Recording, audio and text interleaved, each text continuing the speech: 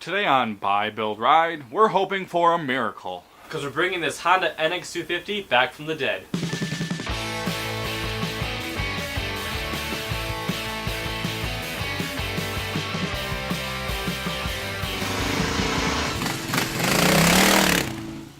The Honda NX250, manufactured and sold from the late 80s to the early 90s, was a little before its time.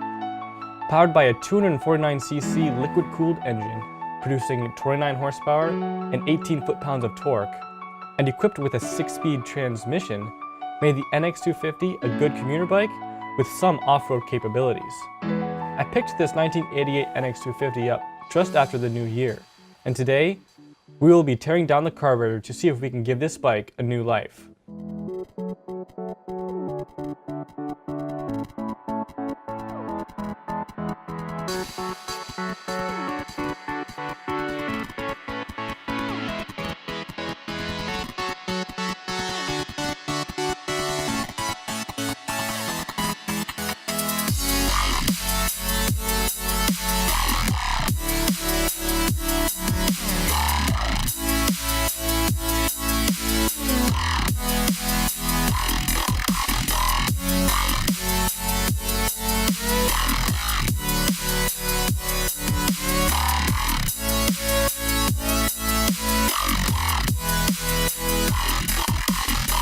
The first indication that the carburetor was in obvious need of cleaning, other than the fact that it wouldn't start, was that the throttle wouldn't even move. The entire throttle mechanism within the carburetor had seized up, preventing any fuel or air from being mixed.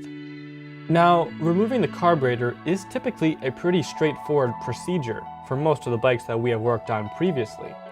However, for the NX250, that was a pretty different story. We initially thought we would be able to remove the carb by simply unbolting one of the top engine mounting plates on one side. We were slightly optimistic, however. We ended up disassembling the majority of the back of the bike, including the entire fender and taillight assembly, and pulling the airbox back enough to create room to access the carburetor. So, a 20-minute job turned into more like an hour, and then we realized removing the carburetor wasn't even the hardest part. And as it turns out, one of the worst things that you can do to a carbureted motorcycle is just let it sit without ever bothering to even start it. But thanks to plenty of carburetor cleaner and a little bit of patience, we were finally able to open up the carburetor to find out what was keeping the throttle from moving. Again, we had to continue to soak the carburetor with plenty of cleaner because the needle and throttle mechanism were seized in a locked position.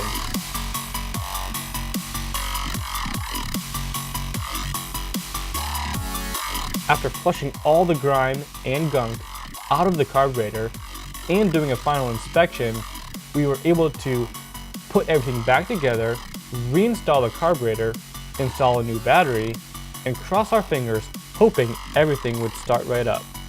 However, before we tried to start the bike, we had to of course get rid of the old gas and borrow some from one of our other bikes. So with fresh fuel, a new battery, and a clean carburetor, we were able to see if the NX would come to life once again.